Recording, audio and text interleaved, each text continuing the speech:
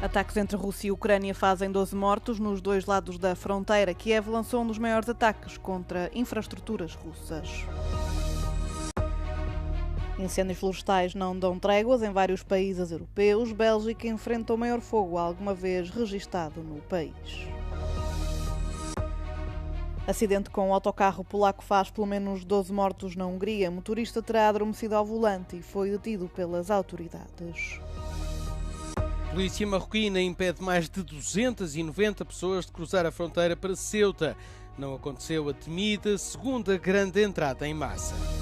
A polícia britânica pede desculpa após fuga de dados sobre alegadas vítimas de Al-Fayed.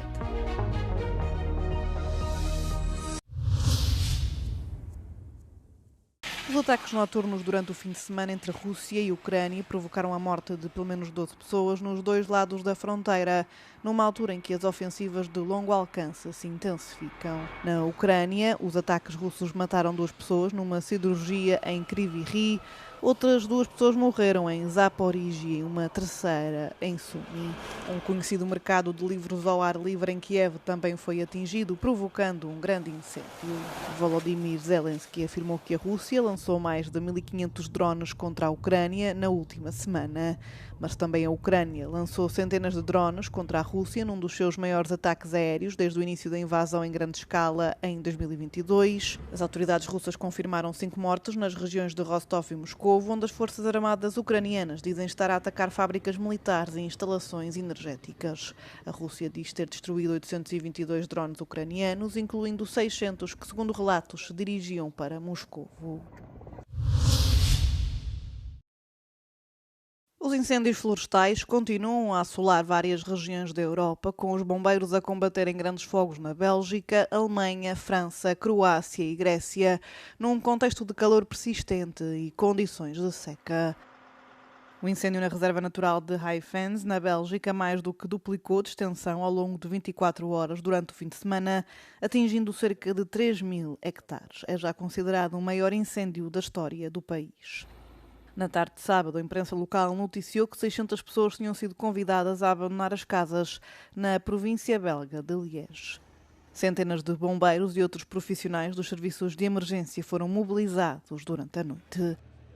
Do outro lado da fronteira, na Alemanha, os serviços de emergência fizeram progressos significativos no combate a um incêndio na floresta de Urtgen, que forçou a saída de 2.000 pessoas na sexta-feira. Segundo a imprensa alemã, os residentes puderam regressar às respectivas casas no sábado à noite. Em Espanha, os bombeiros continuam a combater um incêndio de grandes proporções que já se arrasta há mais de uma semana na província de Huesca, no norte de Aragão. As chamas ameaçam um mosteiro com 1000 anos de história.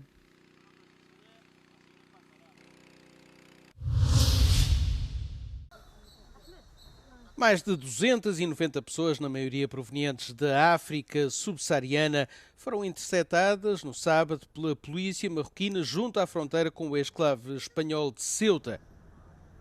O responsável marroquino, que falou sob anonimato, classificou a intervenção como uma operação de rotina destinada a impedir tentativas de migração irregular. Um migrante do Sudão disse para as câmaras aquilo que procura na Europa. يمشي سبتة إن شاء الله سبتة مشكلة صاحبي مكاش قدامة إنايا مكاش قدامة مغربي سبتة كايني قدامة بزاف أوروبا مكاش قدامة إنايا أي فكر ناس إنايا هكا مكاش ناس لميزون مكاش فلوس مكاش قدامة مكاش لالجون كل شيء مكاش والله. Na quarta-feira, as autoridades marroquinas anunciaram mais um possível afluxo de migrantes para Ceuta, na sequência de uma onda de desinformação online que afirmava que a fronteira estaria aberta. Isto acontece 2 semanas depois de cerca de 72.000 pessoas terem entrado ilegalmente no pequeno território, embora a grande maioria delas tenha sido desde então devolvida a Marrocos. Pelo menos 12 pessoas morreram e outras 10 ficaram gravemente feridas depois de um autocarro turístico polaco ter sofrido um acidente no nordeste da Hungria na madrugada de domingo. O acidente ocorreu numa autoestrada quando o autocarro que transportava peregrinos de regresso da Bósnia e Herzegovina para a Polónia se desviou da rota para uma valeta, acabando por capotar. O ministro do Interior húngaro anunciou que o motorista foi detido. A imprensa local, que cita fontes policiais, indica que o condutor terá adormecido ao volante. Depois de assistidas no local, as vítimas foram transportadas para hospitais da zona. Ao todo viajavam no autocarro 57 peregrinos e 2 motoristas. O primeiro-ministro húngaro Peter Magyar e o primeiro-ministro polaco Donald Tusk expressaram as suas condolências às famílias das vítimas do acidente, que está agora a ser investigado. O ministro das Infraestruturas da Polónia já anunciou controlos reforçados a todos os autocarros e às horas de trabalho dos condutores. As equipas de salvamento no leste da Indonésia recuperaram mais corpos na sequência de um sismo de magnitude 7,7 que abalou o país no sábado. O número de mortos subiu para 53, mas as autoridades temem que possa ser muito superior. As equipas de resgate continuam à procura de pessoas soterradas sob os escombros e deslizamentos de terra provocados pelo sismo em 6 regências de Flores. Mais de 900 casas foram destruídas e outras 450 ficaram danificadas na província de Nusa Tenggara Oriental, obrigando cerca de 5.000 pessoas a refugiarem-se em abrigos temporários. As equipas de socorro começaram a distribuir refeições, água potável, cobertores e medicamentos, enquanto eram montados abrigos de emergência para os residentes desalojados. A Indonésia é propensa a terremotos e erupções vulcânicas devido à sua localização no Anel de Fogo do Pacífico, um arco em forma de ferradura composto por várias falhas sísmicas e vulcões. Flores já foi palco de alguns dos desastres mais mortíferos do país. Um forte terremoto e um tsunami em 1992 causaram a morte de cerca de 2.500 pessoas na ilha. O governo talibã assinalou este fim de semana 5 anos no poder no Afeganistão. Os combatentes talibãs assumiram o poder a 15 de agosto de 2021, após a tomada da capital Cabul e da retirada das tropas lideradas pelos Estados Unidos. 5 anos depois, apoiantes saíram às ruas para celebrar, enquanto os críticos denunciam o endurecimento das restrições em todas as áreas da vida cotidiana. Excluídas da vida pública são as mulheres quem mais sofre com as medidas do atual governo. Alguns exemplos incluem restrições severas à presença em locais públicos e à exclusão da maioria dos empregos, a proibição de praticar desporto e até mesmo de mostrar o rosto ou falar fora de casa. Além disso, as mulheres não estão autorizadas a olhar diretamente para homens com quem não tenham laços de sangue ou de casamento. A educação para raparigas com mais de 12 anos é proibida.